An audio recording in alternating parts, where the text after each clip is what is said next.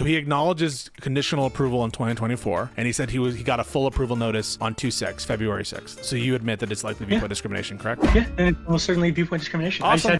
Do you believe that it was more likely than not viewpoint discrimination, the revocation of the global entry? I would say 70% yes. Okay. His global entry was revoked between when it was granted in February 6th and when it was revoked in early March. What's the most likely scenario? I will lean towards some sort of viewpoint discrimination. Boom. However, are you willing to say that more likely than not that there was viewpoint discrimination either in the revocation or the stop or the question? More likely than not? Sure, I'll say more likely than not, yeah. Okay.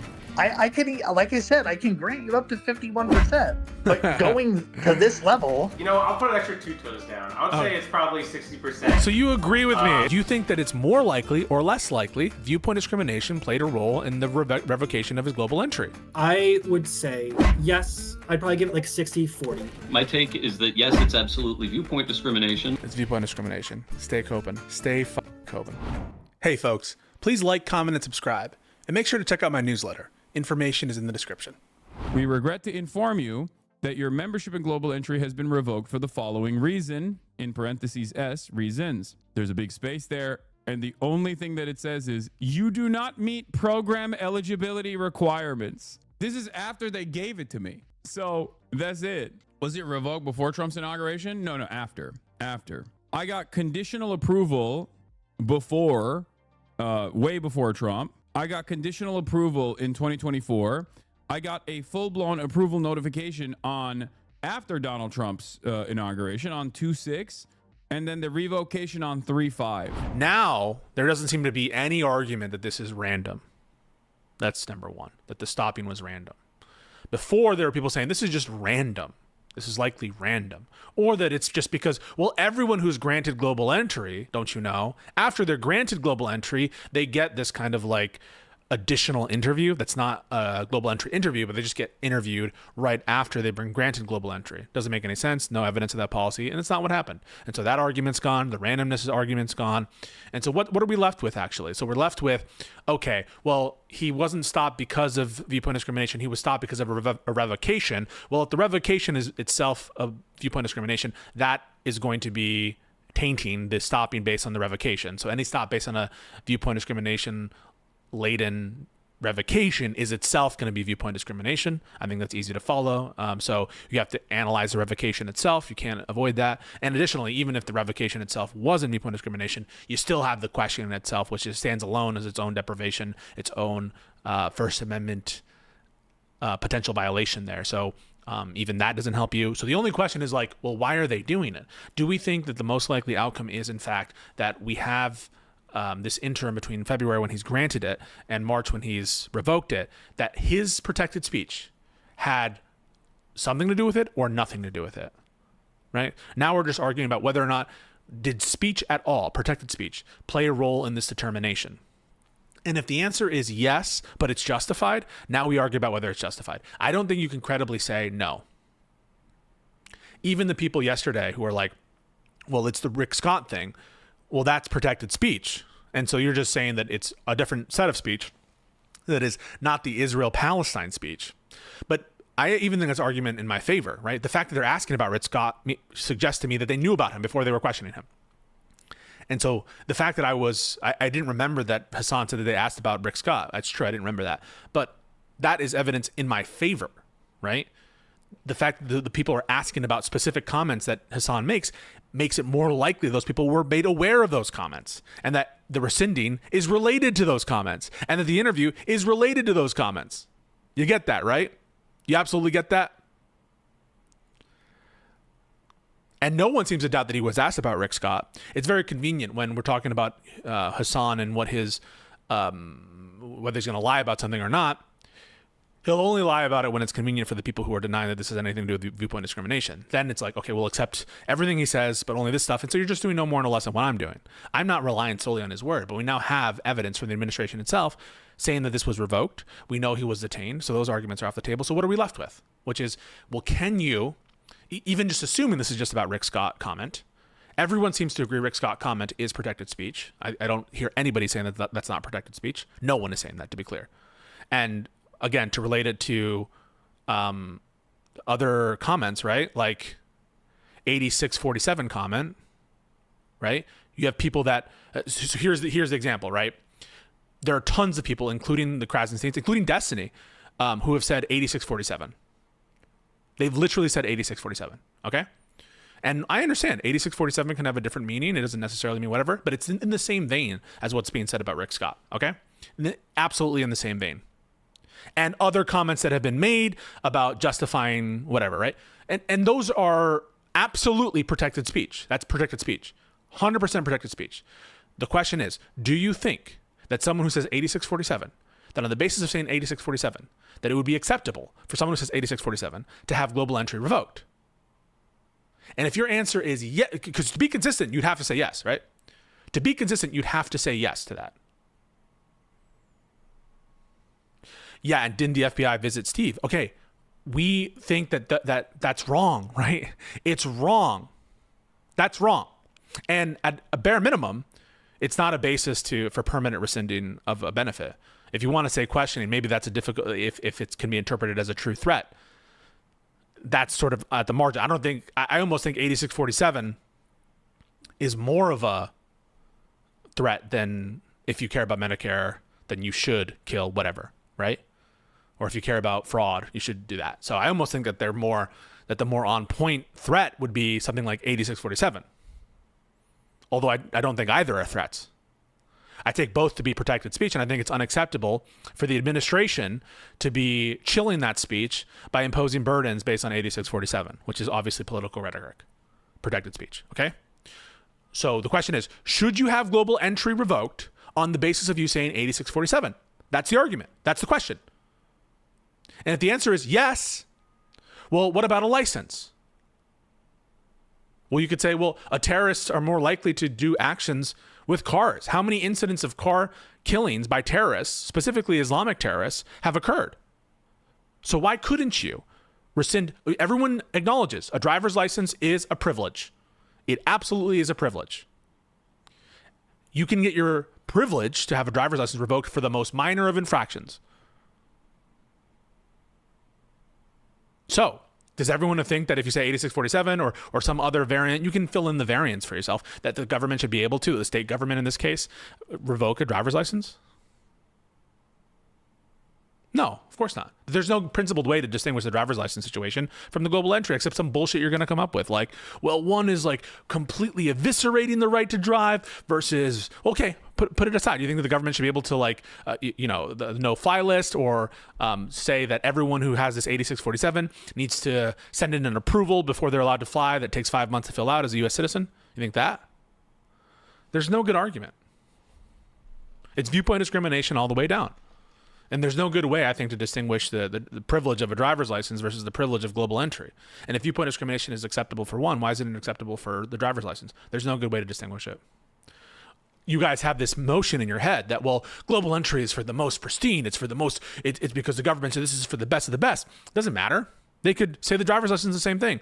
The state, if it wanted to, could say driver's license, all driving is illegal except for this very limited sphere for the most dedicated drivers. We think that driving now is an epidemic, that car deaths are an epidemic, and we lose thousands of people due to collisions. And so all of a sudden, no more driver's license except for the best of the best. They could structure it in that way, totally within their rights, with using their general police power to do so. Absolutely within their rights. So the quote unquote prestigeness, the exclusiveness of a right, or of a privilege, I should say, of this license is only a grace of the administration of the state government in the context of a driver's license.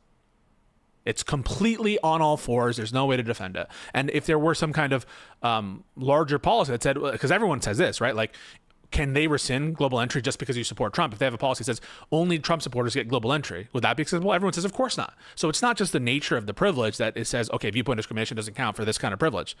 And so, okay, so viewpoint discrimination does count for some privileges. Okay, so then this is viewpoint discrimination, right? Because if you denied Social Security benefits on this basis, you would agree it's viewpoint discrimination. So actually tell me, what is the argument that this isn't viewpoint discrimination? What? Because this is what it's going to be, right? It's going to be like, well, what evidence do you have of it, right? And ultimately, it's you guys giving the benefit of the doubt of the administration. We have all this indication, right? That the timing of it, the fact that it was granted and less than a month later it's being rescinded, the fact of that interview questions relate to his speech and that show an actual prior knowledge of what the speech was. asking whether he supports Trump, asking about the Houthis, asking about Rick Scott. But we were supposed to believe that the questions that were done at the stop at the airport have nothing to do with the rescinding of the global entry at time equals 0, that they have nothing to do with each other. And the timing has nothing to do with the broader policies going on by the administration at that time. It's just a coincidence. Well, then you're going to believe everything the Trump administration says, right? Well, there's always conceivably some valid rationale for anything, right? When the Trump administration says, well, Mahmoud Khalil, he materially misrepresented on his green card application, you're going to be like, yeah, of course. So it's okay. Because there's always going to be some backup rationale, some reasonable doubt that they're going to input. They're not even going to give you it's the same thing for these Twitch bans, by the way, where they don't tell you what the reason of the ban is. They don't tell you that it's because you said whatever it is that you said. They leave it ambiguous, but everyone kind of knows based on all of the surrounding context. And everyone kind of agrees based on the questions asked at the stage of the interview at the airport.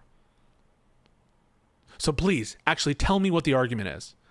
Is it because global entry is such a vaunted privilege compared to driver's license? It's such a vaunted privilege compared to no-fly lists that where flying is a privilege.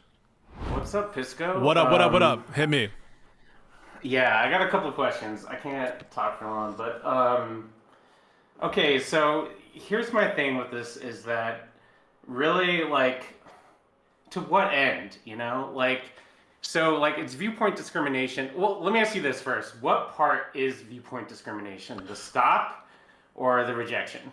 I think the rescinding is most likely, the revocation is most likely viewpoint discrimination, which makes the stop most likely viewpoint discrimination, which also I think, wait, let me finish. I think the question itself is also viewpoint discrimination. So I think all three of those events are.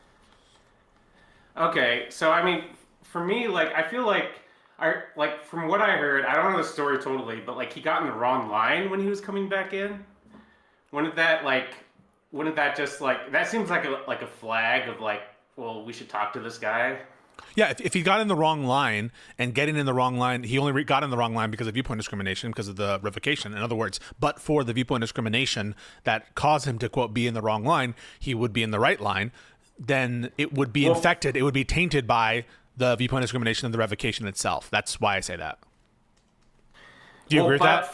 Do you agree with that or no? No, I don't. Why I not? don't, because the reason he got in the wrong line is because he didn't check his email, right? Because I view an action taken in contravention of the First Amendment to be null and void. It has no effect, and I take it to be illegal, right? So something that is in contravention of the First Amendment is illegal and has no effect. And so regardless of whether he had notice of the email or not, whether he listened to the email or not, the revocation itself I view to be illegal and null and void. And so I don't believe him to be in the wrong line when he goes in there. And so any stop, any sort of precept, any situation which is based on this initial null and void determination, which is in contravention of the First Amendment, is itself tainted by the viewpoint discrimination of the revocation. yeah, I mean, I get that. You're saying hey, he should because he of his viewpoint, you think that the whole reason he was denied is because of that. But what I'm saying is I think the people who decided to stop him probably weren't so aware of all of that context when they decided to stop him, right? So that's why I wouldn't consider that. Doesn't matter. Doesn't matter. No. So I'll give you an example. Let's say that I'll just give you a quick example. Let's say that he was revoked, and the letter literally said to Hasan, "We were revoking this because you're Muslim, or we're revoking this because you are not white." And then he goes to the line, and someone stops him because he's quote unquote in the wrong line. Would you say that stop is based on racial discrimination? Yes or no? No, because Okay. I think he's being stopped because he's in the wrong line without the context. Yeah, but the being in the wrong line, is itself a determination that is infected by the unconstitutional discrimination, either in the case of the racial discrimination or the viewpoint discrimination. So it doesn't matter if the specific officer has no right. So let's say that you gave an order just to an officer, hey, stop that guy, and the officer doesn't know why they're stopping. They're just listening to a superior, and they're stopping him, and they're just acting as a functionary and enforcing something. It doesn't matter if the specific intention of the specific officer is he doesn't fucking know why he's flagged or whatever. If the stopping itself is based on some constitutionally infirm premise that the stop itself is infected by that, regardless of the specific knowledge of the. Yeah, but that's the thing, Pisco, is that like if someone didn't know about all that, then the stop wasn't based off of that, right? Like, no. I just gave you an example, right? So the example. So I'll give you an example. Let's say a superior says, "Hey, CBP officer, stop that man because he's stop that man." Doesn't give a rationale, and the CBP officer on the who's telling him to stop him, his written down rationale is because he's black, and so the guy who knows nothing about it and is just following the order goes up to this person and stops him. Would you say that stop is racially is not racially motivated because the person who actually effected the stop has no notice of the reason? Or would you say the stop is racially motivated? In that situation, I'd say it would be, right? Okay, so it doesn't matter the specific intention. Under the intention. Right, so the specific intention of the person who effectuated the stop is irrelevant in that case. And so it can't just be that the specific intention of the officer effectuating the stop is all we look to see whether the stop is infected by an improper purpose. You agree with that, don't you? You don't just look to the specific motives of the individual effectuating the stop, correct? Is that a yes or no? I mean, I think in some cases that's a yes or no. So in all cases, do you only look to the specific intentions of the effectuating officer? Yes or no? Do we only look at that? In all cases, I don't know if I can speak to all cases, man.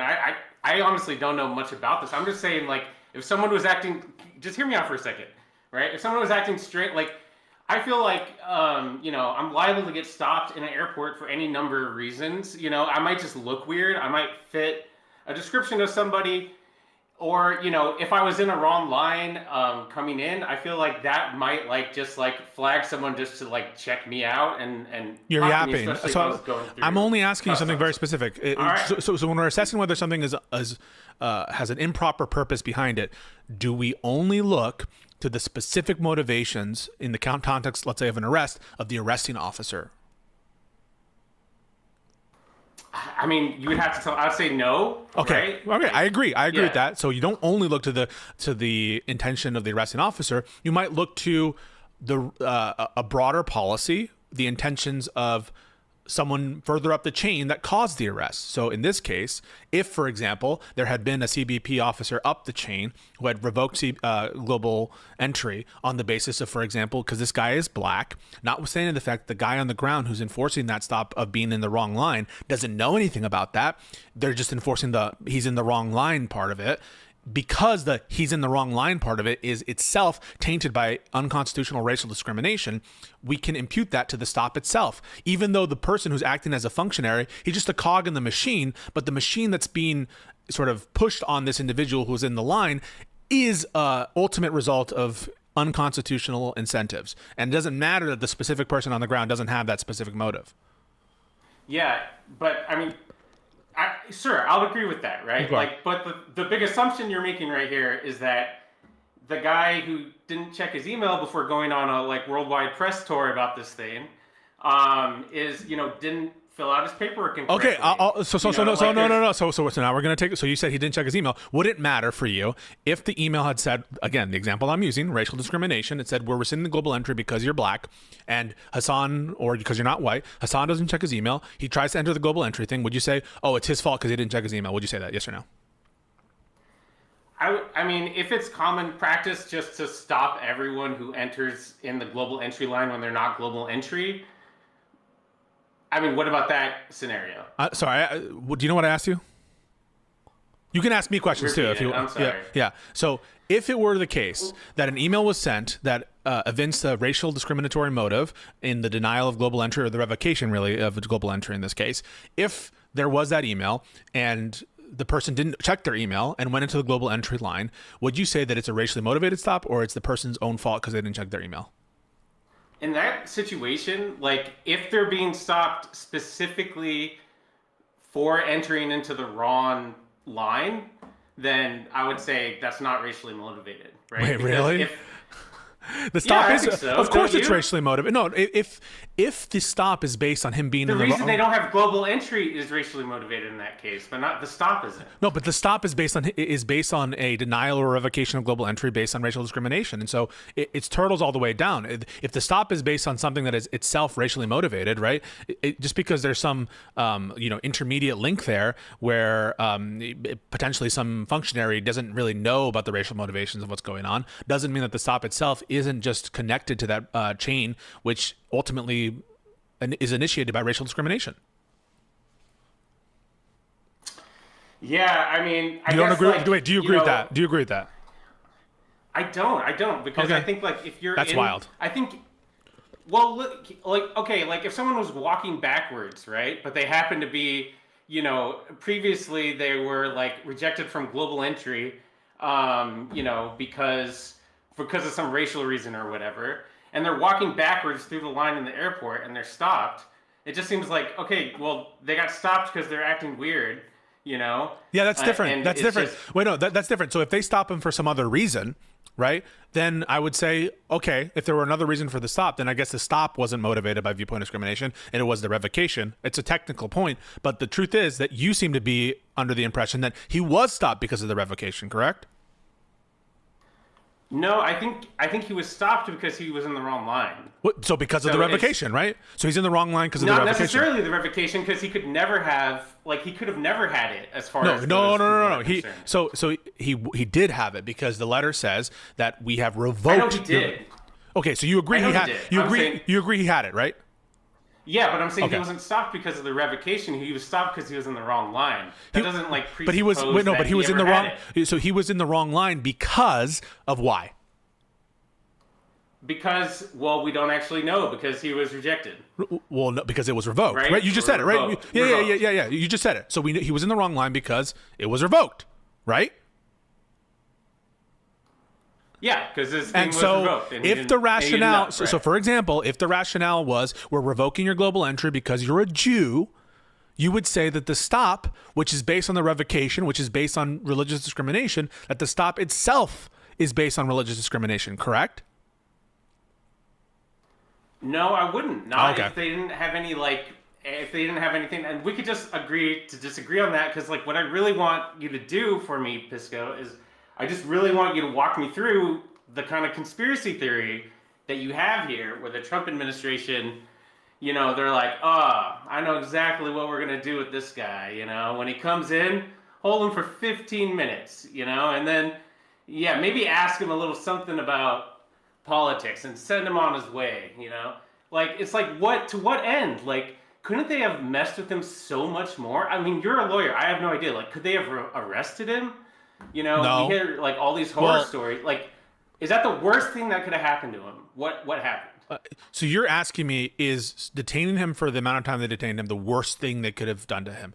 Is that really what you're asking me? Why would you ask that? I'm just asking, to what end, right? You're saying they did this to chill speech. Aren't you you think this was they did this, they targeted him specifically to chill speech, right? Well, so they targeted the administration is broadly targeting political enemies using viewpoint discrimination in an effort to chill dissent. It's a broad policy that's across many different policies.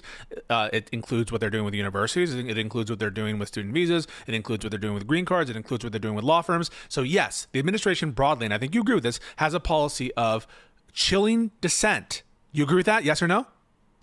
Absolutely, yeah. Okay. So when I say, they're instituting restrictions, for example, revocations of global entry on the basis of protected speech, that seems to be in line with their broader aims of chilling dissent. Whether it results in a deportation or an increase in inconvenience, or you losing your job, or as a law firm losing a client, or as a contractor losing a contract, the burden varies, but the overall purpose is uniform, which is to chill dissent.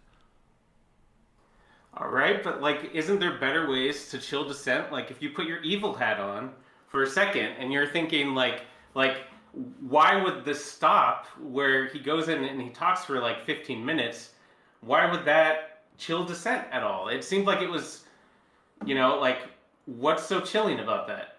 it seems like, and here's my point. My point is You're that less than no. It's already people- working. It's already Can working. I just make my point really fast? Would you mind? My point is that they go out of their way to be like so blatant in violating rights, and they push everything like beyond what you would expect anyone to do. And so to them to just like hold back and be like, Dude. yeah, I mean, just You are yap at 'em such for 15 you are minutes. such a bitch. So the First Amendment is No, one of the you are a bitch. This is you what are is such a going on bitch. here. So the First Amendment is one of those special rights that we are extra concerned of, even just a little sort of whiff of viewpoint discrimination, because the fear is, and the reason we have these doctrines like overbreath and vagueness, and that they have a special prominence with respect to the First Amendment, is once the government starts doing little alterations to, even just inconvenience you just a little bit, it is engaging in something and dissuading you from speaking out. And so, yeah, it starts with these kind of little inconveniences. But imagine if they were open with it and said, okay, anyone who supports a Democrat, you have to spend an extra 30 minutes in the airport. Well, that's going to chill a lot of people. And, we're going to check your social media accounts. And someone like you, a bitch, would say like, well, who cares? It's just 30 Dude, minutes. chill, It's just 30 Relax. minutes. Who cares about 30 minutes? And so whatever. It's not like a big, huge deal. And if the government really wanted to, do authoritarianism, why would they just imprison me for 5 years instead of doing this 30 minutes thing? Well, the point is they understand that they can get the effect and be more amenable perhaps to court overview and to public pressure if the burden is like tailored in this very corrosive way, where it's not the maximal burden, but it's enough of an inconvenience that people actually are dissuaded from speaking out publicly. And guess what? That's actually happening. Green card holders are actually chilled. And listen to what Not So Erudite said. Green card holders, for sure, yeah. 100%. But it's not just them, right? People, American citizens Yeah. are worried about speaking out. American law firms are worried about it. American universities are worried about it. American businesses are worried about it. For example, Facebook and even Jeff Bezos, right? They're bending the knee because they're afraid of retaliation. And so, yeah, it's these little burdens. Sometimes it's a bigger burden. It depends on the context. But it's overall a broader fear of chilling speech that the government's going to impose on you, whether it's a little burden, whether it's a minor annoyance, whether it's a moderate annoyance, and it's done and it's effective. And you can't just say, well, because they didn't imprison them for life, then it's not a burden on speech. It's fucking ridiculous. I never said that. Yeah, I mean, like, look, like we both, like you and I both agree that they could have escalated this particular situation quite a bit more, correct? What is the purpose of the question? Yes, they Is could. it- it's a yes or no? Yeah, yes. yeah, It is they logically. could, yeah. It is logically possible they could have fucking shot him in the nuts. All right, What is the thank you. purpose of that question? Yeah. No, not logically possible. Like it's reasonable. Like it would be reasonable if you were trying to chill speech, right? Of an individual like this. If like, could they keep them like overnight in a jail? Could they keep them there for 6 hours, or like? It's just like it just seems You're just asking me could questions. Is it possible? Is it logically possible for them? Yeah. Can you answer it them? is. It is logically possible they could have kept him for 6 hours. It is logically possible is they it could have shot. reasonable for? What do you like, mean? Is it I reasonable? asked What do you for- mean by is it reasonable? Like I asked, you remember I asked you to put your evil hat on, right? And just say like, if your intention was to chill speech, what action would you take here? I would take these actions. Right? I would take these some broad You would talk attacks. to him for 15 minutes. I would revoke his. So just to be clear, they revoked his global entry. So yeah, if I was trying to chill dissent, I would revoke global entries of U.S. citizens. I would start small and I would weasel my way until more broader and more imposing restrictions. I would start at this kind of area where there's plausible deniability. I would start in this area, and then I would get closer and closer and closer to authoritarianism. Yes, that's what I would do. Yeah, but would you talk to him for sorry, Oh like my God. But the whole thing is like leading to this, and like you're like just being like, yeah, well, of course it's like they rejected the global entry, and the really chilling of free speech is you might be subjected to like a regular like interview, right? Like when Yeah. So you're what? So re-entering. if they had a written policy that said if you support Democrats, you're going to be subjected to a 15-minute interviews to make sure that you don't support rioting and insurrection. Would you think that that's okay? Whatever. No, I mean, no, that wouldn't be good as a policy. Well, no, I'm asking you, would you be concerned First Amendment wise? Well, it's only 10 minutes. No, I'm saying that wouldn't be, that wouldn't be kosher. Wait, so it would be bad, or it would be bad for free speech, right? You'd be for free concerned, speech. and you wouldn't. If someone said to you, concerned. "Who the fuck cares, bro? It's 10 minutes." If they were really trying to chill speech, they would keep you overnight. Would you listen to that person? Oh. Well, I mean, Would you? Would you say No, I that's would stupid? not. Yeah, you would say that's stupid. I as would fuck. not, but we're not looking at a policy, right? So it doesn't make We're sense. not. Like, You seem we're to. not- Yeah, Pisco, we're not looking at a policy because they stopped one guy who got in the wrong line. Well, they right? revoked. They revoked global entry for Chris Krebs.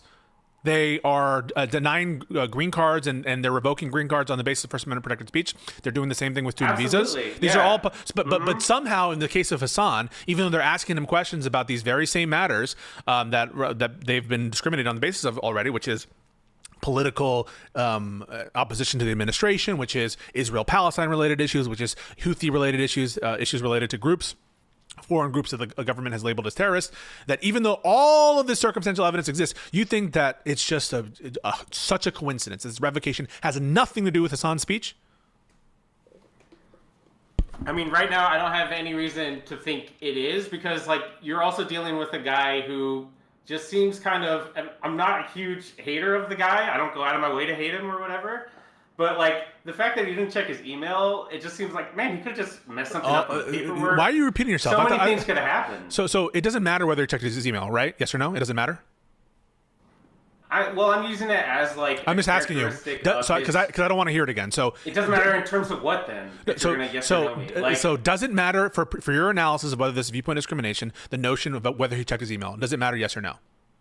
For your assessment of whether this is impermissible viewpoint discrimination, whether he checked his email, does that matter? Yeah, that wasn't the point I was making. No, but I'm asking you a question. No, like, okay, so no, so yeah, I don't want to hear you bring it up again. Yeah. I really don't want to hear it again. Sorry. No, I'm gonna bring it up again because it's actually like if you let me get the point out that I was gonna make, which is like not the point you tried to railroad me into. Yeah, dude. If you like, sorry, if he's not checking his email, if he's not someone who's like really, who's active in this kind of process, he doesn't take this serious. Look, he could have made a mistake on his paperwork. So because he didn't check his email, so now they're assuming. So first of all, thank you, right? thank you, Doobie, for the super chat. Doobie says this: can we really say the arrest of Rosa Parks is an example of racial discrimination? She was actually arrested for sitting in the wrong section. So do we even know if the arresting officer was a racist? He didn't even beat her. It's such a beautiful distillation of the kind of argument we just heard. I guess I'll first ask your reaction to what Doobie said. What is your reaction to that? You're going to ask me my reaction to what Dewey said. Hold on, let me read it here. Can we really say the arrest of Rosa Parks is an example of racial discrimination? She was actually arrested for sitting in the wrong section. So, yeah, I mean, obviously, it was like a racial policy being enforced, but the thing is, you have no evidence. Hey, how do you prove that? How do you prove that? Wait, how do you know? I mean, dude, I don't know, like, the history of that law, but wasn't it literally, like, black people can't sit in the front of buses? Wasn't it literally Trump administration, like, doing this kind of shit? Wasn't, but if like, Rosa Parks didn't read her email, or, I know they didn't have email, but the equivalent, if they had sent out letters to everyone, it's like, well, Rosa Parks had noticed that this was the policy, and so it's not a racial policy, it's just that she didn't read the fucking letter, idiot, right? So, like, no, you wouldn't make that argument, right? No one would make that argument. Right, but that's kind of what I'm hearing now. This is like a general thing. No. The whole point is that you're assuming, right? Everything is based off of this assumption that he was stopped based on viewpoint discrimination when there's no evidence of that, right? Like, we could both admit that. There's no evidence. I'm trying to you're narrow extrapolating from other situations. So right? I'm trying to make it more narrow here. So I want to dispense with some of the arguments. I want to dispense, first of all, with the notion that it matters So I want to dispense with the notion that it matters whether or not he checked his email or not. That clearly, you were just, I think, offering some argument that, well, maybe a person who doesn't check their email is more likely to make other kinds of administrative errors on their forms. Exactly. So that's fucking stupid because he was already granted the status in February 2025, and so presumably any error with the paperwork would have been apparent when he initially filed it and was granted the status. Okay, so you don't think there's ever been a situation where they've revoked a global entry afterwards due to some I never said that. What I'm saying, the paperwork? What I'm saying is that's yes or no. That's yes or no. So I do think that there have been I assume that there have been instances in which they've revoked it based on errors in the paperwork that have been revisited. But the question is, why was it revisited within a month? Who knows? I mean, that's like immaterial, right? It absolutely is material. So if the purpose behind it's material. So if they targeted him, if they said, for example, the following, and I just want to make sure that we agree that it's material and relevant. If they said, all right, new administration, we're going to check all of the recently granted global entry memberships, but only of black people. We're only going to check them for administrative errors. Would you say that that's relevant? Oh yeah, that would be Okay. Yeah. So it's just likewise, if they said we're going to check for administrative errors, but only people who we think who take this viewpoint on Rick Scott or who take this viewpoint on Israel Palestine or take this viewpoint on the administration, that would likewise be viewpoint discrimination, right? If that were the case, if. Yeah. Okay. Yes. Right. Okay. So I just want to put aside, right? So if it's just paperwork stuff, the paperwork error, right? That there's no evidence that anything of this is paperwork error, and it's why they would catch it within that 1 month No time evidence frame. it's viewpoint discrimination. Yes, there is. Right? Yes, there is. Yes, there is. What is that exactly? Yeah. So the best piece of evidence is what he was actually asked at the border stop. The revocation part actually is what I was talking about. Yeah. So you agree that things that happen after a revocation or after some event can lend evidence for why the first event occurred, correct? You agree with that?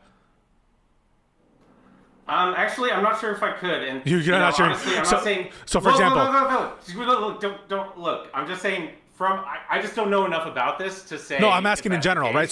case. So if later on in time I admit to doing a murder to you, right? Would that inform a murder that took place I mean, maybe like, 2 months ago? generally, yeah, Okay. people So can- so yeah, conduct things can expose conduct after an event can inform the event that it happened before, correct? Yeah, I mean, Yeah. Okay. generally, So sure. I think the questioning that Hasan was subjected to is really good evidence of some of the reasons behind the revocation in the first place. That's one. I think the timing of it, that it happened, so that he was. This is the internal timing between the granting and the revocation. The fact that he was granted it in February and then revoked in March, that short window indicates that something got to their attention about why they should check this application or why they should revoke it. And obviously, in Hasan's case, the most likely reason why they would recheck something that they were just granted is fucking something that Hasan said, either something stupid he said or something, or his general behavior. And then there's a secondary timing thing here, which doesn't have to do necessarily with the timing of the interval, the time lag between when he was granted and when ultimately it was revoked. That time lag is absolutely relevant. But the second time indicator is the fact that this was happening in early March, right around when the Mahmoud Khalil situation was happening, when they were revoking student visas on this basis, when they were announcing all this stuff about, the Israel protests. So that timing thing is absolutely relevant as well. And yeah, I think that let's start with those things. Don't you think that that's evidence that this is probably viewpoint discrimination? I'd say probably not probably. I would say I'm like 4 toes down on the revocation being viewpoint discrimination and 0 toes down on the stop being viewpoint discrimination. And wait, why do you think that? as far as Why are you 40%? Why are you 40% that the revocation? 4 toes down. I take that to be 40%. Is there something else? Is it not? No. That's fine. I was joking. So what is your relative percentage and your intuition on whether the revocation was influenced at all by his protected speech? Sorry, could you ask me that Do question you think there's a Sorry. strong likelihood, in other words, do you think there's a strong likelihood that some aspect of Hasan's protected speech influenced the decision to revoke his global entry? Yeah, and I think I think it's like a possibility just because of what they did with that security researcher Chris Krebs. Yeah. Sorry, I forget his name. Yeah. Krebs. So I think. do you think to it's me, a that's, like, the strong biggest probability? evidence. Do you think it's a strong probability that Hasan's protected Like I speech? said, 40%. Okay, so what is stopping you from saying it's not more? Because he's just kind of like a space cadet who, could just like easily mess something up or like not report something on his paperwork that could cause like a legitimate issue, I think. But like, that why are is they probably, checking? like, They just granted it a month before. Come on, man. They're rescinding it like less than a month after, and you're telling me that you think that all like, it's only 40% that it had something to do with something Hasan said that was protected speech? Yeah. I mean, honestly, I just don't know so much about this process to know if that's like such an abnormal thing. Like, are you telling me now that that's like, for sure that that's like extremely abnormal, or? It is abnormal to be granted global entry and have it be revoked a month later. That is not normal. Okay. You agree? It's not normal. It's abnormal. Like I said, I honestly do not know. I'll take your word for it. I'll just take your word for it. Yeah, I mean, if it is like, then you know, would the fact that like maybe he had some mess up would also like cause them to relook at the situation, or like? Yeah, because he said something, right? He said something. He said something. What did he say? That something he said likely caused them to reject it and to rescind it.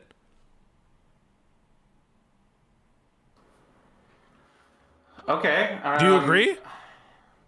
I'm not sure if I agree, honestly, because he's been saying the same thing for like a long time, you know? Like I feel like there's nothing he said in that time period that would have like changed. So what's more likely in that interim between February and March? That in that interim between February and March, they innocently found some paperwork violation, administrative violation in the grant in what they did, or that it was actually something related to what Hasan's positions are, his views are, or his statements were.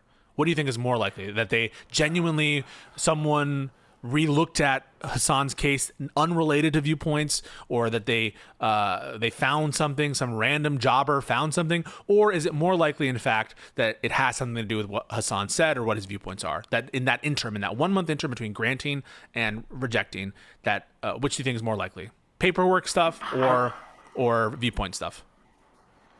I mean, honestly, like, I just, you know, it's hard for me to have a real intuition about this. If you're saying that it's like just very unusual that they check this out, then I would probably just kind of like, you know, for the sake of the discussion here, I'd probably just go with what you're saying. Yeah, that it's more likely. Yeah, come on, because we live in the world, right? In this context, the notion that it was just like a very innocently, let's relook at Hasan for some paperwork error, that seems to imply a level of charity to this administration that isn't warranted. Whereas opposed to when they're doing all this stuff already, they're revoking global entry of Chris Krebs, they're targeting people who have made random people that no one's ever heard of, right? Who've written op-eds, they're rescinding their student visas, they're trying to put them in deportation proceedings, that they would like just very nicely and like very innocently be rechecking Hasan for a paperwork error, having nothing to do with his viewpoints and why they're targeting him. That seems to be straining credulity. Don't you agree that it's more likely in this context that it probably had to do with something Hasan said?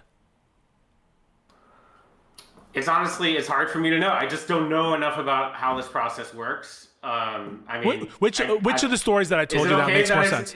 Yeah, you're saying I don't know. I understand you're saying I don't know. It's okay for you to say I don't know, but I'm giving you two stories. Which of those sounds more right to you? That in the context of everything that's happening with the administration in March, that someone innocently took a second look at Hasan's application and found something totally unrelated to his speech to rescind it, or that Hasan is part of the set of people that are being targeted for their views. Which of those sounds more right to you?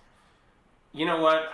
I would say I could put an extra toe down on this one. I'd say it's probably, you know, I'll put an extra 2 toes down. I would say it's probably 60%. So you agree with me? It's more likely than not viewpoint discrimination. I think the revocation, for sure. Okay, Yeah. so if you think more likely than not the revocation is viewpoint discrimination, then the stop based on a revocation, it's no better, right? It's no better. It's 60% that you think the stop is also because you think that the stop is based on the revocation because it's in the wrong line. Well, if you think 60% that the revocation is itself viewpoint discrimination, then a stop based on a revocation that's 60% is also tainted by that viewpoint discrimination. I think it's tainted, but I think also I would expect to be stopped if I was just whether you expect it, but the question isn't whether you right? expect it, right? The question isn't whether you expect or not expect. I would expect it if you got that email that it would happen. Maybe Hasan's being an idiot. Maybe he actually did read it. Maybe Hasan manufactured this entire encounter in the sense that he saw the email and he knew about it and he went and did it. That wouldn't affect the analysis. I know, but that wouldn't affect the analysis at all. The analysis is whether or not, regardless of whether you can expect it or not. And I would argue the fact that you could expect it makes it more likely that it's viewpoint discrimination. It's not the analysis is whether or not it's viewpoint discrimination, not whether or not you would expect it. And so I think that it is tainted. The stop is tainted. If for instance, I think if Hasan, let's say if he was revoked for a paperwork issue, right? To me that's still a 40% chance. I still think I would expect him to be stopped going through the global entry line. Like, is that reasonable or no? But the question is, I think it's reasonable that someone who's been revoked global entry would be stopped. I agree, but I just put a much higher chance that that it was stopped because of his speech than you do. But even given only your intuitions about the relative chance, that is 60%. I think that, yeah, I would expect them to stop based on a revocation, but that revocation is irrevocably tainted with the viewpoint discrimination in the first place. And so the stop itself, based on an improper revocation, is also viewpoint discrimination, and you can't get around it. Whichever way you slice it, it's linked to it. Yeah, well, I mean, hey, thanks for talking to me. Yeah, of course. You know, you did inspire me to go to law school. No, Hey! I just heard a bunch of people say that yesterday. No, I love you. I love it. Hey, man, when I yell at you, hey, wait. Can I say something? I go hard. Yeah. I call you a bitch. I appreciate you coming in, and you know, we disagree on stuff sometimes, but it's okay. And I say it out of love. All right, don't take it personally. All right, love you, buddy. Bye. All right, later, bud. Yo. What up? Vioric. Hey, can you hear me? Yeah. What can I do for you? Great. I was hoping to talk to you about the Hasan stuff. Yeah. Can you just give me a second to read a super chat? Is that okay? Absolutely. I do appreciate it. Thank you. Revoking a luxury airline program on the basis of a speech isn't the same as detaining on the basis of protected speech.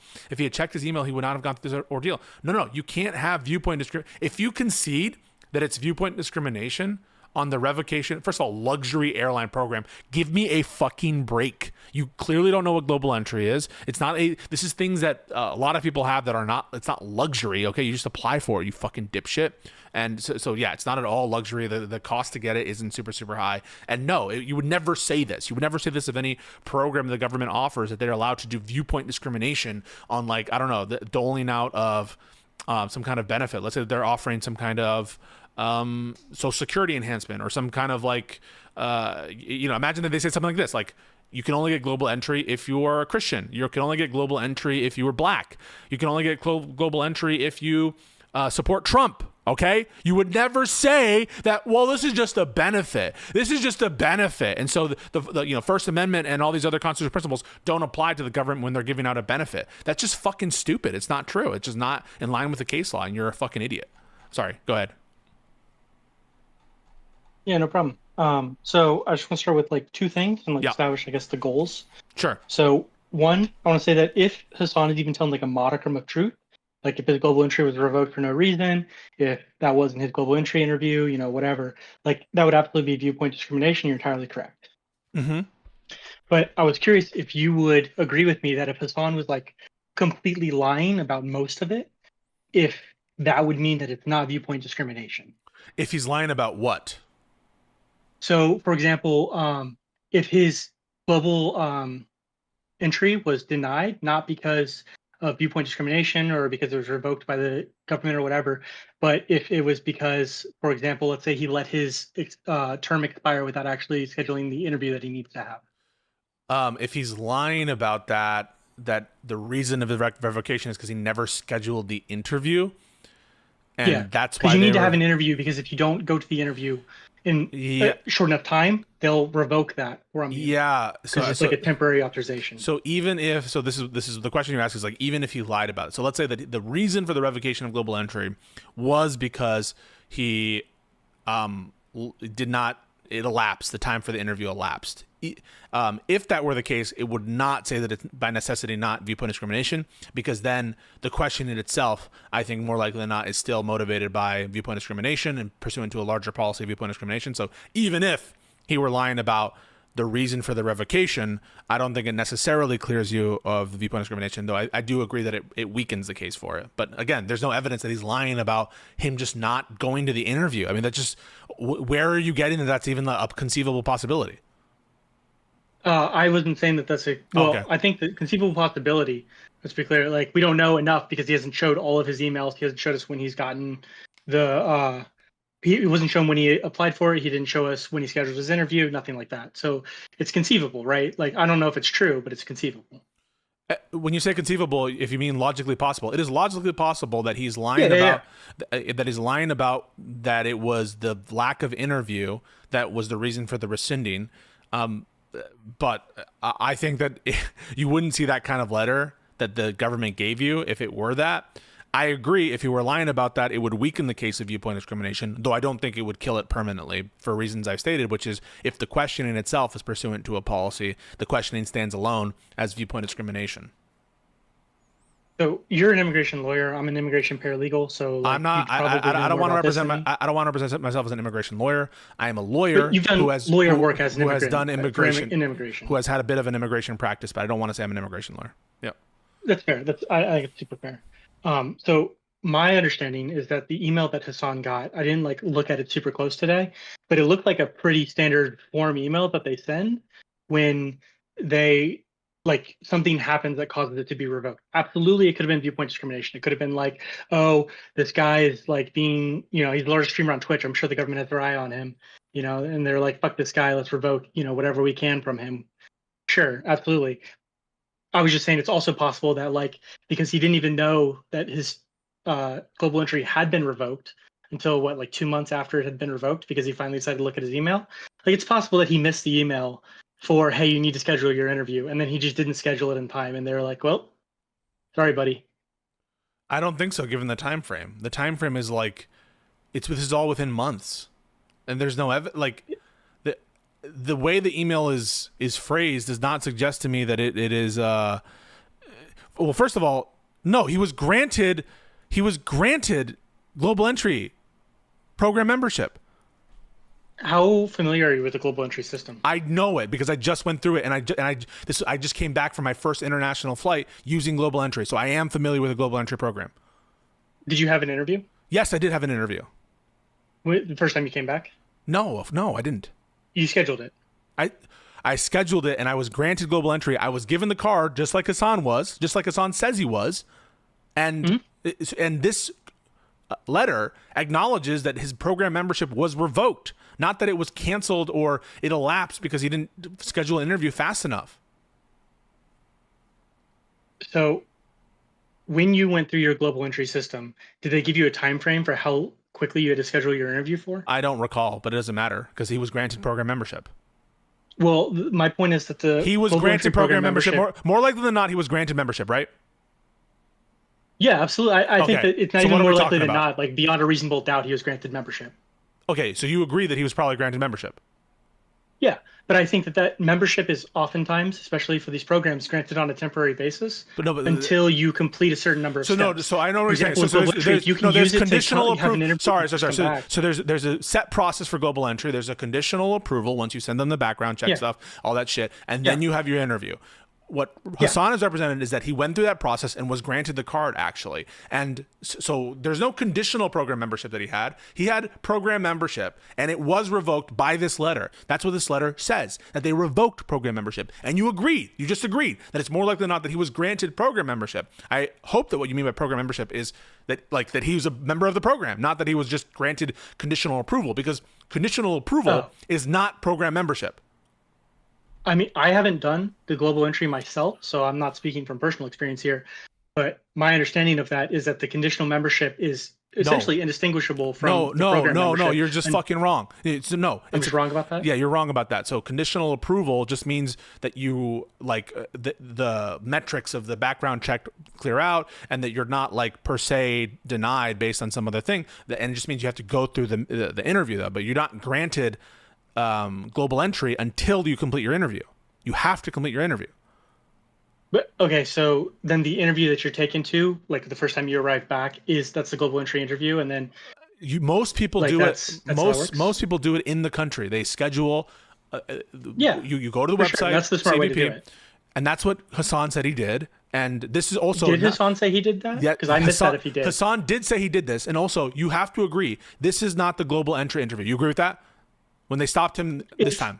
Yeah. No, I agree. This is not the global entry. Okay. My argument is not this global entry interview. Okay. My argument was that Hasan was. Your stream just cut. Are we still good? I don't know. Sorry. Okay, cool. That's probably on my end. Okay.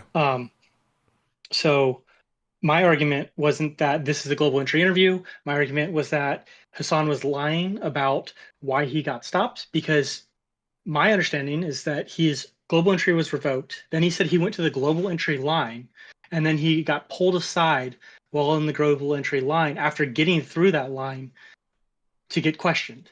So if my understanding is that if he was somehow is global entry was revoked, because I hadn't seen him say that he had gone to the interview. I had seen him say that, my understanding is he hadn't clarified that point at all, that he'd gotten the interview. So if his conditional parolement was revoked because he hadn't scheduled his interview in time, he hadn't gotten to the interview at all in time, then him going through the global entry line, it would make sense for him to get stopped. Hang on a second. You agreed that he was granted membership, correct? More likely than not? We disagreed on that.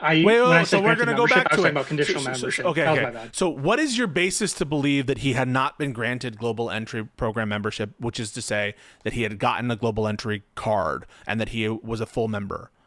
What is your basis to believe that wasn't the case, given the fact that the letter says that his program membership was revoked? Doesn't say that we've denied it after an interview. Doesn't say we denied it after anything like because your time elapsed. Again, this is a short amount of time. Sometimes it takes weeks to schedule your global entry interview, and so it would be weird for it to elapse in like that short amount of time since from his conditional approval. Hasan says he got the card. Okay. So do you have any reason to? Do you have any evidence that suggests that he wasn't a full global entry member? So my argument was that one, if he had said that he'd gone to the interview. What did I just ask you? Yeah, I heard you. I'm going to give it to you. Do you know? So I'm just asking. Do you know what I asked you? You just asked me what is my evidence that he was not a global entry member. Okay, cool. So I was just going to explain to you what my argument was. I wasn't even trying to argue specifically that he was lying. I was just trying to get you to agree that if he was lying, X would be the outcome, and X being that he was not a viewpoint discrimination. Well, I didn't grant that. I said that it would weaken the case. I know. But okay. We're still on that, where I'm actually asking you if you would agree with this. So I don't watch Hasan religiously. So if he did say that he did schedule his global entry interview and attended it, then my argument's totally defeated. I have not seen that. And I have not seen him say when he has applied for his global entry. So I just want to make sure I understand what you just said. You're saying that if he was a global entry member and if it was revoked, you agree that most likely it was viewpoint discrimination? I think almost certainly it would be viewpoint discrimination. Okay. So the most important question for you is, was he actually a global entry member? And us answering that in the affirmative would lead you to my position, which is more likely than not, he was a subject of viewpoint discrimination. So the only thing that we should do is we should hash out whether or not we think he was a member of global entry. I think you should hash out the details of his thing, like was he actually stopped? Why was he stopped? Here's my evidence and it seems like the why is going to be based upon whether or not he was a global entry member. So here's my evidence that he was a global entry member. Evidence number one, he says he was. Evidence number two, he says he was given a card. Evidence number three, there's a letter from the government that doesn't say that he isn't a member, doesn't say that he was only given conditional approval, doesn't mention the temporariness of any kind of conditional status or anything. Evidence number four, in fact, that letter says that he has global membership that was revoked. Those are, I think, pretty strong pieces of evidence that he was, in fact, part of the global entry program membership. Yeah, I mean, if he said he did the in-person interview prior to membership, then I completely agree with you. I just have yet to see him say that he did that interview. Oh, but even put that aside. Even suppose that you didn't. Yeah. We don't. He never said that specifically. But just this letter that says, after careful review, we have determined that your global entry program membership was revoked. Right? It doesn't say it was conditional and we're not granted. It says revoked. Okay. Mm-hmm. Just given that, don't you agree more likely than not that he had full global entry membership?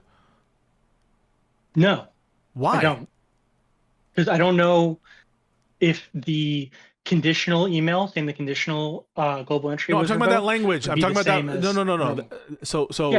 So you think that it's conceivable? I don't know if the form email would make it. I think that that's definitely conceivable that it would make a difference.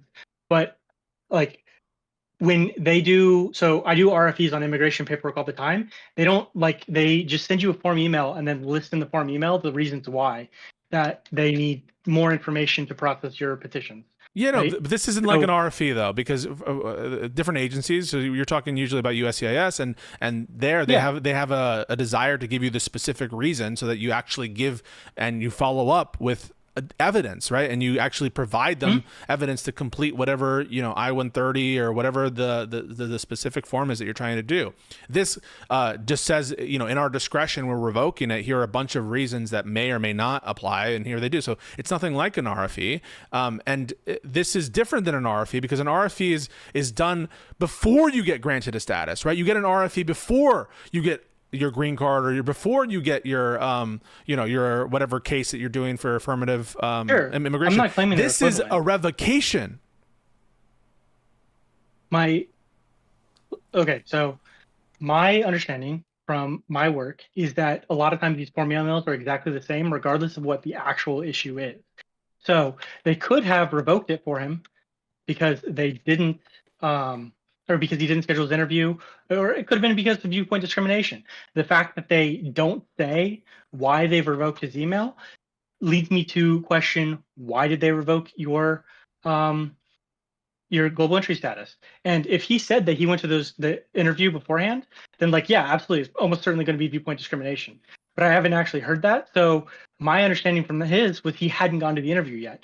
So my question to you was, if it was plausible that he lied about his having global entry status, that he only still had the conditional status, that he had never gone to the interview, which again, if he said that, then I'm wrong. I don't think it's. I don't that think, would mean that it wasn't necessarily viewpoint discrimination. I think it's stopped for going to the global entry line possible without global entry. I think it's possible, but not plausible, that he's lying about his status, and I think that this letter crushes that argument because it plainly states that his program membership was revoked. It doesn't refer to conditionality of membership, doesn't refer to the fact that that he never did his interview, doesn't relate to any of those factors. And yeah, I agree, it's probably a form letter for sure, but that's not the important bit. The important bit is that the letter states that the membership was revoked, not the rationale of the revocation, just the mere fact of the revocation. And that's all. Once you grant that more likely than not he had program membership that was revoked, you've already granted that you're more likely than not agreeing with me that this is viewpoint discrimination. And so your only evidence, I guess I'll ask again, what is the evidence that he wasn't given program membership? So again, my evidence isn't that he wasn't given program membership. I'm just asking you, if it was the case that his visa or his global entry had been revoked, and it was possible that it was not because of viewpoint discrimination, then him being stopped in that airport would not have been a stop based on viewpoint discrimination. So first of all, no. So if the rescinding of the global entry status was due to viewpoint discrimination, I would consider that to be an ultra virus act, an act that's in violation of the Constitution. And I would no. I agree. I said it was not. Yeah. So okay. If his membership, if the global entry membership was revoked for valid reasons not related to his speech, then it's possible that it's more likely that his stop had to do with mismatching, not actually having global entry or something. And maybe that's grounded out into something rational. But again, that's just a hypothetical. I'm asking you, in the real world, with the real facts that we actually have, do you think more likely than not he had global entry program membership? If he said he went to that interview, absolutely. If he did not say that, then I don't know. Put that aside. Because membership and conditional membership, the form email might not make that discrimination. I haven't seen somebody who has conditional membership have a revoked. If you had to bet right now with all your money, what would you bet on? That he had it or didn't have? Yeah. You can give me a minute to go look up a clip of Hasan saying that right now went to the interview. I put 100% on he did. But right now, I don't. Right now, if you had to bet. Have you seen him say, I went to the interview for my global entry? I don't remember. Before I traveled. I watched this video. I don't remember if he said that specifically. And I'm 50-50 because I watched a significant chunk of it and I did not see that. And if he didn't go to that interview, I honestly, I just don't. A lot of his story doesn't make a lot of sense, and so I just don't trust him. So if he says he went to an interview, you're going to believe that? Why would you give him his word if he just says he went to the interview? He could just be making that up too. Because I think, well, that's true. He could just be making it up, but I think that the fact that he hasn't said it yet tells me that he doesn't know how it works, which means he didn't go through with the process. That's like a key piece of information, in my opinion. For like, I- I went through my interview, they cleared me, they gave me global entry, and then they revoked it. But he didn't say that when he was complaining about it. Okay, let's look for the evidence. Give me a second. Stay on the line, you piece of shit. Hey, But like, I'm bro, pretty come rude. on. This is wild, dude. Like, we are jumping through so many hoops here. Global entry, Hasan. Searching this. Bada boom.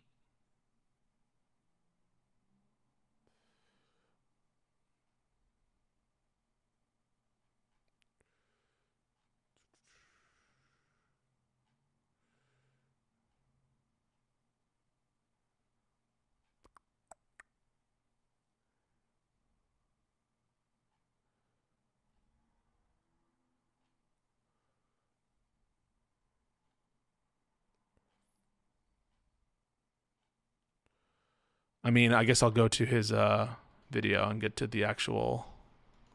I'll say you should probably just like look up the transcript or whatever, and then just like control Yeah, like meeting I'll or something. control F. Hasan stopped YouTube.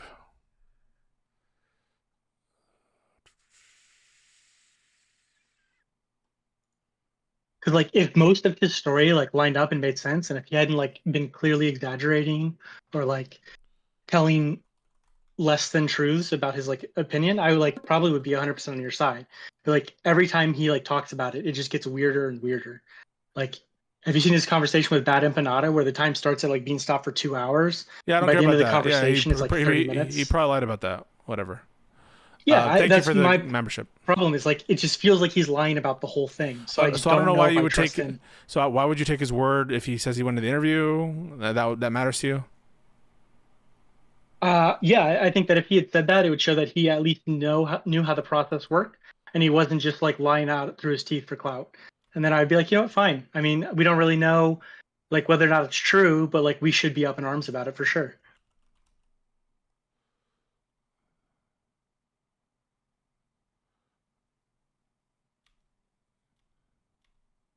Okay. So in the first video, he says he was granted global entry. So let's see if they talk Yeah. about. So if he got the card, you would agree he had it, right? I don't know enough about global entry to know whether or not the card is given to conditional members or not. It's not. Because if it's not, and somebody can like, if it's not, then yeah, he definitely had global entry if he had the card. Okay.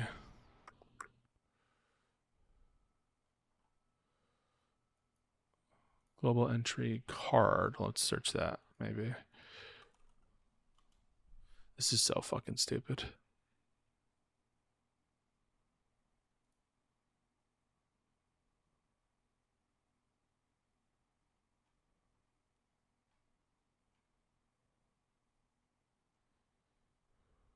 I mean, you say it's stupid, but like your evidence for him is him saying it and then him having like a form email. The that he could, email like, says PDF that to the email cover says himself. that he was revoked his membership. My point is though is that he doesn't even he shows nothing else about the email other than global like entry the text of it. Like he literally could have just pulled the email from online. Like that's your evidence. that he's telling Holy the truth. fuck! So wait, so you Like, think? just to be clear. So to be clear, do you think it's possible he was not sent this email? That this is a forgery? This letter. Do I think it's possible? Absolutely. Do you think it's likely? Do you think it's Probably likely? not. Okay, Yeah, probably not. So not. shut the Probably fuck up not. about that. It says, "Dear Hasan, I'm just saying, don't tell me it's so fucking Thank you. stupid.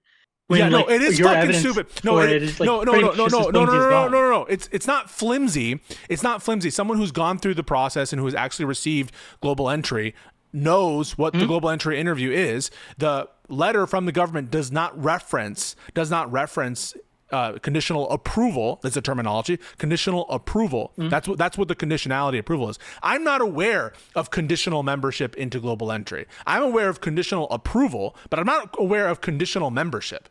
And when the plain words of the letter state that the status is being revoked, that membership is being revoked, I think that should be what's your guiding light here. That is the strongest evidence that he actually had membership. The fact that the government is referencing membership that's being revoked. And I've never heard of conditional membership of global entry. I've heard of conditional approval. That's it. for your participation in the global entry program of U.S. Customs and Border Protection.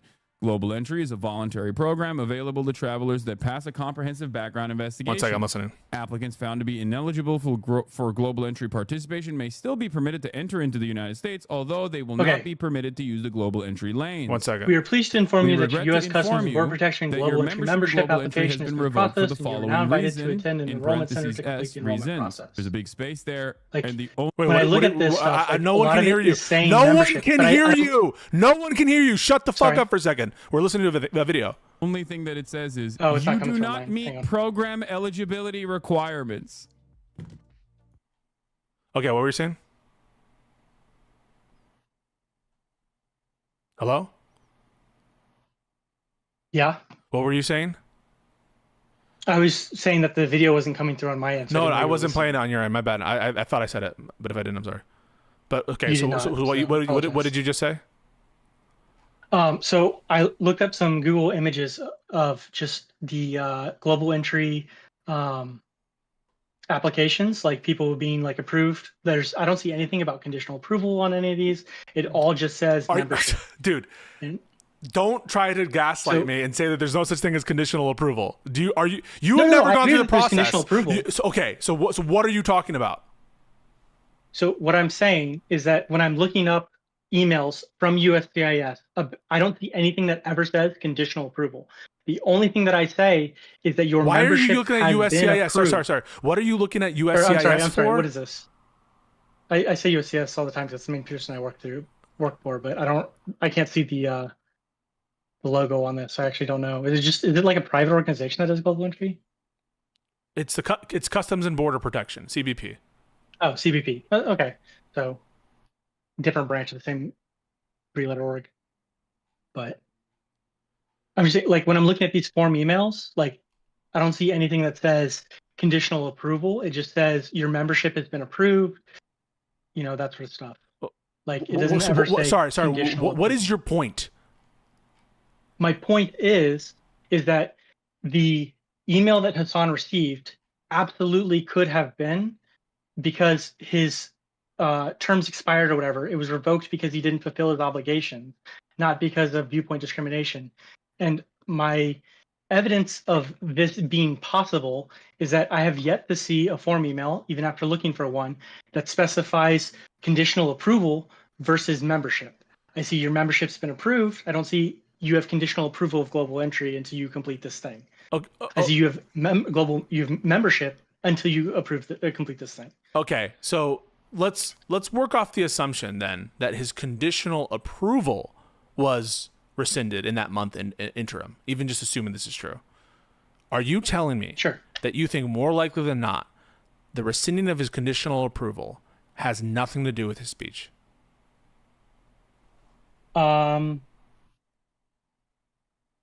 I actually don't know the answer to that in terms of more likely than not. What do you think? Like, I think it's very plausible that he was suffered from viewpoint discrimination. Well, Absolutely. I just don't know if it's more likely than not. hang on a second. So you think it's more so to be clear, right? Yeah. You're saying that he was revoked in your scenario, your hypothesis. He had a conditional approval, and when CBP or the government is referencing his membership being revoked, what they're referencing is it's just a way to say conditional approval, right? That's what you're saying? Yeah. So like Okay. I found an email talking about somebody's they haven't gone to their what do you call it? Sorry. They haven't gone through their interview yet. And this is their letter. And it says, we am pleased to inform you, blah, blah, blah. Global entry membership application has been processed. You're now invited to attend an enrollment center to complete the enrollment process, which I assume is the interview. Why are you reading something? Like, So there's I'm nothing- asking you about a scenario. Okay, so I'm just asking you. What you're proposing is a scenario in which, when the government is referencing the fact that his membership has been revoked, they're not really talking about membership. They're just talking about his conditional approval has been revoked. That's what you're talking about. I think that it's conditional. I'm asking approval a to yes or membership. no question. Is that what you're talking about? The answer is yes, but Okay. not in the way that you're phrasing. Okay, it. so explain. So my argument, I guess, is that the government on their form emails isn't making a distinction between conditional approval of the membership and just the membership. They're the same thing to the government, is what I'm saying. Okay. Like if That's you had fucking conditional stupid. approval, That's and conditional fucking stupid. approval is But revoked, that's stupid. your membership is also revoked. Because when I see That's these stupid, form but emails to I'm, people, I'm just asking you for saying- clarification. granting people Shut the fuck status. up about the emails you're seeing. I don't give a shit about what emails you're seeing. You can't possibly represent and just be seeing like an average sample of emails. So shut the, like literally, seriously, do not bring up the emails that you're seeing on a quick Google search, okay? It's fucking useless, all right? So all I'm asking you, you are proposing a scenario in which when the government is saying we are revoking your membership, that they're referencing conditional approval, correct? That's what you're proposing? yeah, All right. So in that scenario, in which now this is the kicker, right? He represents Yeah. that he was conditionally approved sometime in like February or something, and then within a month, the government came back and said, "Sorry, we're revoking your conditional approval," right? according to your chat, he was conditionally approved last year in March, and then apparently was full-blown approved in February, and then that was revoked within a year. So if that's true, not then I with agree that. with you. But- So if it's the case that he applied in March of last year, and does someone have Yeah. that timeline somewhere? Because I'm looking for it. Apparently Gedia does. I don't know. Who's Gedia? Desda, sorry. Desda. All right, yeah. So if you guys have that tweet or something, please show it to me. Yeah, and I'll eat my words if you have that tweet of him being like, yeah, I went to my interview and I had the full approval and whatever, like, yeah, absolutely. Then he was viewpoint discrimination. But again, I wasn't even arguing that necessarily that it wasn't. I was just asking you if you could concede that it wouldn't, given the set of facts. even assuming that what they're referencing, maybe it's possible that what they're referencing there is conditional approval. I'll even grant you, maybe it's possible. All right. Sure. Assume that what they're talking about is conditional approval. Why would they revoke his conditional approval in that month interim? So I hadn't seen the what Des is talking about with this full-blown approval No, notification. I'm not February 6th. asking you that. What fucking? I don't know who Des is. I don't know anything of that. I'm asking you a question. Yeah, go ahead. So the question is as follows: what possible basis, valid basis, or sorry, I shouldn't ask what possible. What's a plausible reason why in that month interim between conditional approval and the revocation letter that they would do the revocation letter? Maybe there's an expiration date on how long you can sit there without doing your interview for global entry. For like a month? My understanding, according to Des, is that it was a year almost. All right, let's try to find that email, that tweet. I saw it somewhere. Let me search Hasan March global entry. Boom.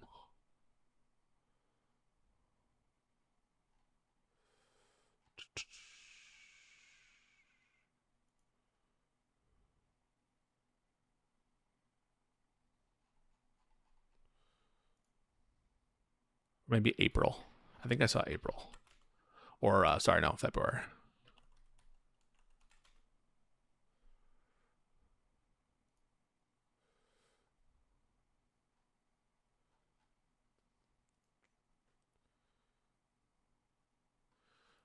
That's 30 minutes of Hasan talking about it. Wait, where is it, Desda? Did you put the link in there? Oh, thank you so much, Desda. Okay, this is Twitch. Cool.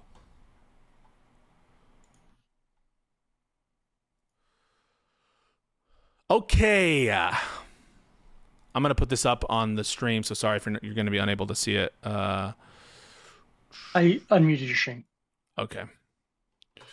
Let me just get a second here so that everyone can see it.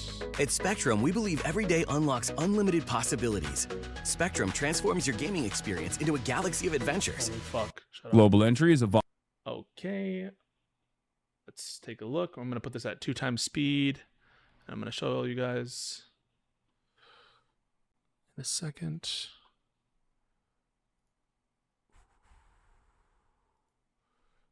Do this, do one of these, and do one of these. Boom. Do this, and then do this, and then do this. Okay. voluntary program available to travelers that pass a comprehensive background investigation. Applicants found to be ineligible for global entry participation may still be permitted to enter into the United States, although they will not be permitted to use the global entry lanes.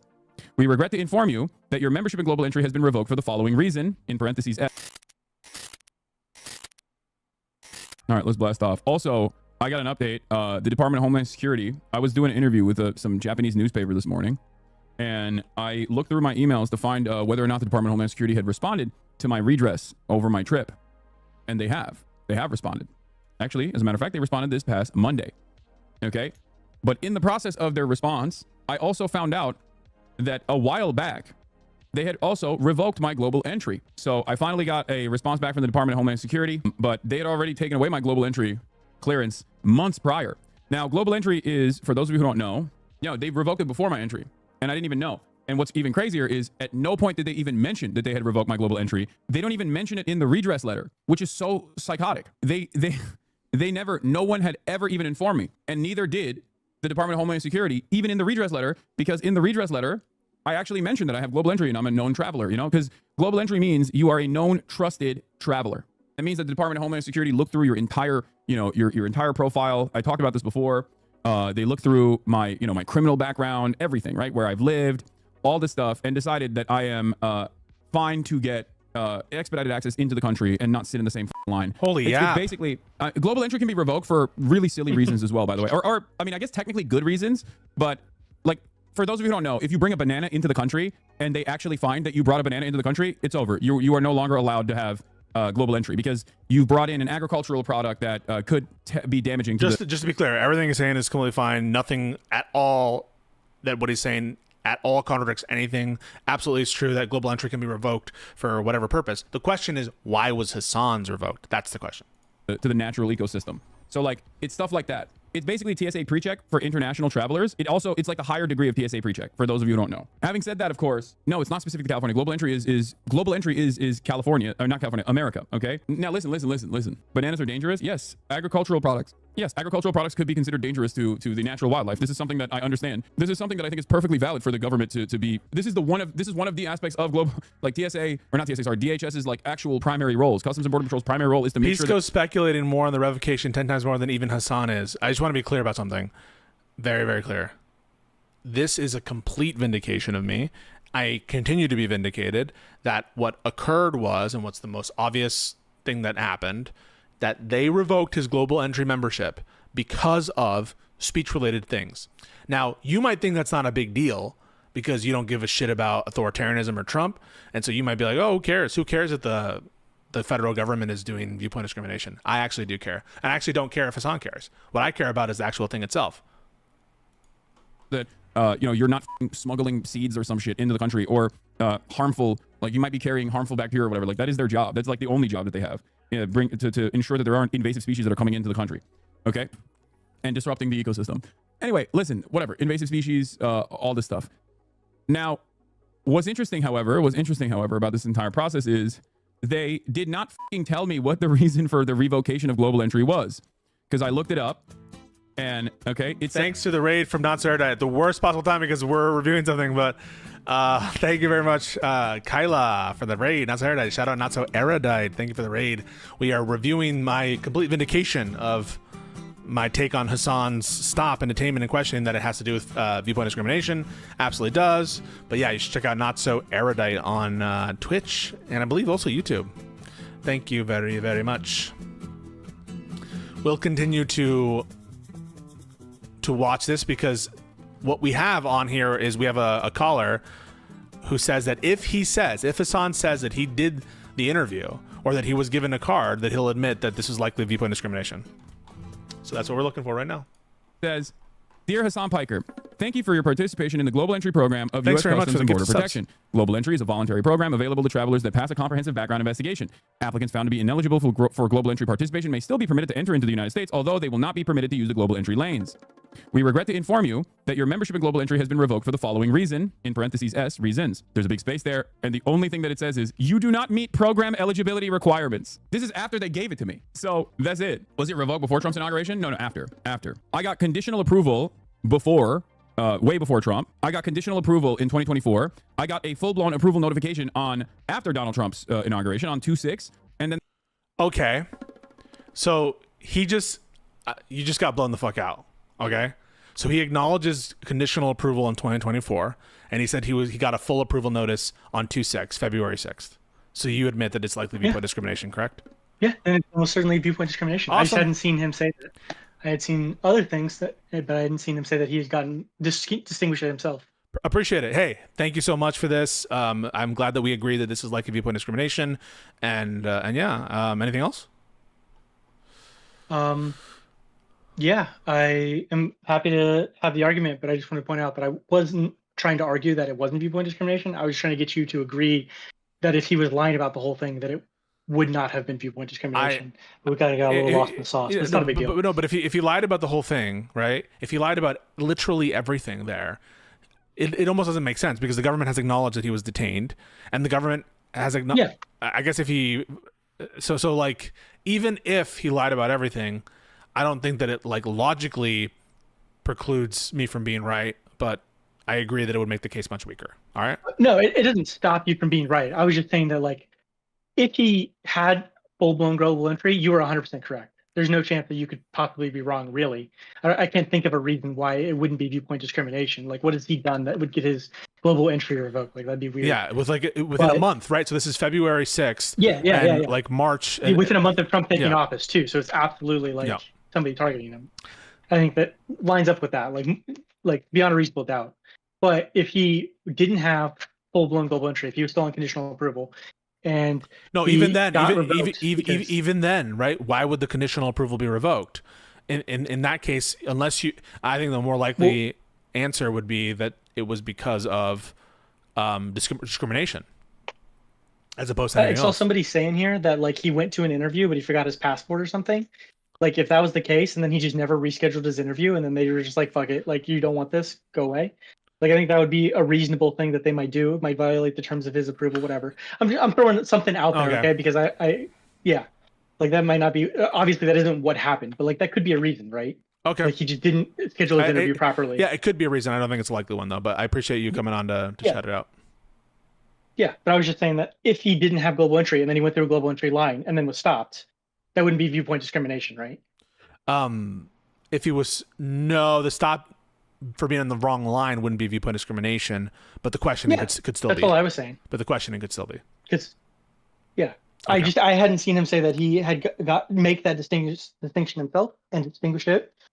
And once he has made that distinction, then that tells me that, I mean, he could still be lying, but more likely than not, he's not. Okay. But the fact that he's picking a specific date, like... Yeah, no, I would say, like, beyond a reasonable doubt is viewpoint discrimination. Okay. I'm not agreeing with you anymore. Hey, appreciate that, man. Thank you so much. Thank you for being reasonable, and thank you for... I know I shouted at you. I just was getting a little frustrated, but yeah, thank you. Yeah, all right, have a good night, and I'll keep on watching. Later. All right, so complete vindication continues. So now we have even more evidence, right? So Hasan here is acknowledging that he understands the difference between conditional approval and full approval. He gives a specific date for when full approval happened. That's 2/6/2025. And so you have to believe in that interim, that 1 month interim, that something happened after he was granted full approval, which of course the letter by itself says that it revoked his full membership into the Global Entry Program, right? You have to believe that something valid, some non-speech related thing happened right at this period of time in which the administration is going full, 10 toes down or whatever the fuck the phrase is on all of these policies related to immigration, on all the anti-Israel stuff that they're talking about. So it's just beyond the pale to think that this is just not related. Beyond the pale.